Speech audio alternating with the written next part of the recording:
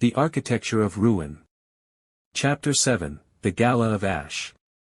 The setting was the 25th anniversary gala of White Structural and Development. Jason was at his peak. He was wearing a tuxedo that cost more than my mother's car. He was standing on a stage, ready to announce a new, city-defining, skyscraper project. He didn't know that the skyscraper was a ghost. The permits were fake. The funding was a loop of debt I had engineered to collapse the moment the first shovel hit the dirt. I stood in the back, sipping water, watching him brag about legacy. Then, his phone buzzed. Then his wife's phone. Then the phones of every board member in the room. Chapter 8, The Avalanche. I had timed the leak perfectly. At 8:15 p.m., every major news outlet in the state received a synchronized package. It contained the bridge collapse cover-ups from 1999. The offshore accounts in his wife's name. The footage, the real footage, of the substandard steel Jason had approved just last month to save a few million. I watched Jason's face turn from golden boy tan to a sickly, gray ash. He looked at his screen. He looked at the room. People were already whispering. Two men in dark suits, FBI agents I had spent months, anonymously, feeding evidence, were already walking through the double doors at the back. Chapter 9, The Recognition. Jason tried to run to the side exit, but I was already standing there, blocking his path. He grabbed my shoulder, his hand shaking.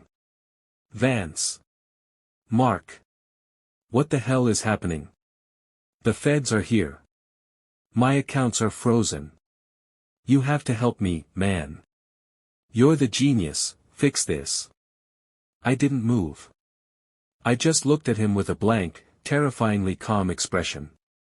I can't fix it, Jason, I said. My voice was low, echoing the silence of a cold locker room. Because I'm the one who broke it. He blinked, confused. What? Why? I paid you millions. We were a team.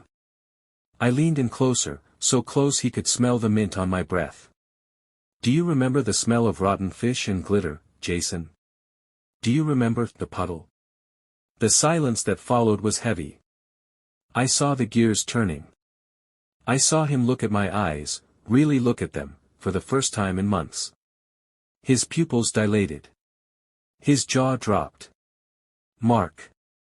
Mark from. No. No way. That was 20 years ago. It was a joke, man. We were kids. It wasn't a joke to the boy who had to walk home in the rain, I whispered. And it isn't a joke now. I didn't just want your money, Jason. I wanted your name. I wanted your father's legacy. I wanted you to feel exactly what I felt, the moment when you realize that no one is coming to save you. Chapter 10, The Final Blow.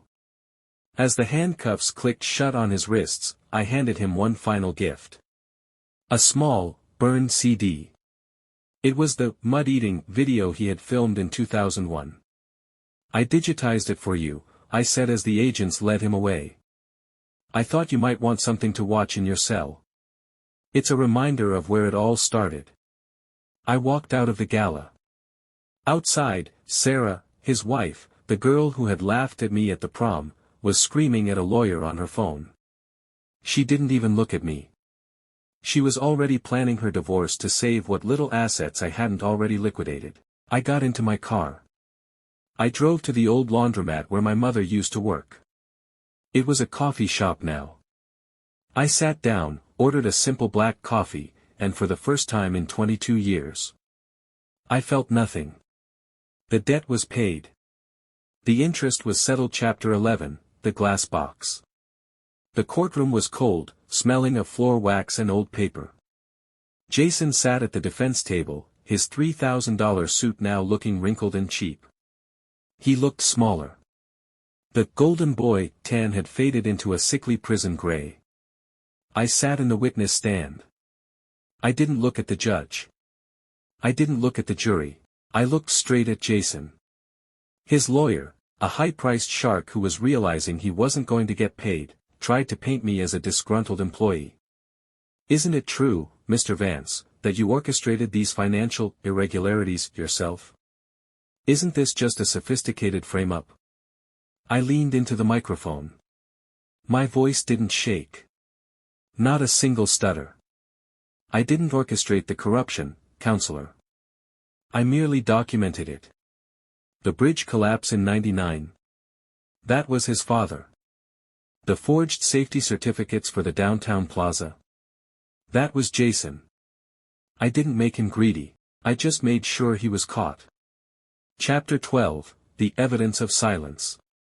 Then came the moment that broke the internet, or at least, the local news. I produced the Red Ledger. It wasn't just a book of numbers. It was a diary I had kept since I was 16. I had cross-referenced every bribe Jason's father had paid with the specific dates of my own accidents in high school. On October 12, 2000, I told the court, Jason White broke my ribs behind the cafeteria. That same afternoon, his father transferred $50,000 to the then-mayor's re-election campaign. The police report for my assault was deleted 48 hours later. The jury gasped. This wasn't just a financial crime anymore. This was a story of a family that thought they could buy the world and silence the Puddles of society. Chapter 13, The Sentence. The verdict took less than 3 hours. Guilty on all 42 counts. Racketeering, fraud, conspiracy, and several counts of criminal negligence. Jason was sentenced to 25 years in a federal penitentiary. His father's assets were seized to pay the victims of the structural failures. The White name was stripped from every building in the city. As they led him out in shackles, Jason stopped. He looked at me, his eyes red and desperate. You destroyed my life over a few schoolyard jokes. You're a monster, Mark. You're worse than I ever was. I stood up, adjusted my tie, and looked him in the eye one last time. No, Jason. I'm just the guy who finished the dance you started at the junior prom. Chapter 14, The Quiet Room. 6 months later. I sold my firm. I had enough money to never work again. I bought the old school building, the one that had been abandoned for years. I didn't turn it into a mall or an office block. I tore it down. Every brick of that locker room, every inch of that gym where I was humiliated, was turned into a public park. In the center of the park, there's a small fountain. No statues of me. No names. Just a simple plaque that reads, to those who were told to be invisible, we see you now. I sat on a bench, watching kids play on the grass. None of them were being bullied. None of them were afraid. I pulled out my old high school yearbook. I found the page with Jason's face. Most likely to succeed. I tore the page out, crumpled it into a ball, and tossed it into a trash can. The weight was finally gone.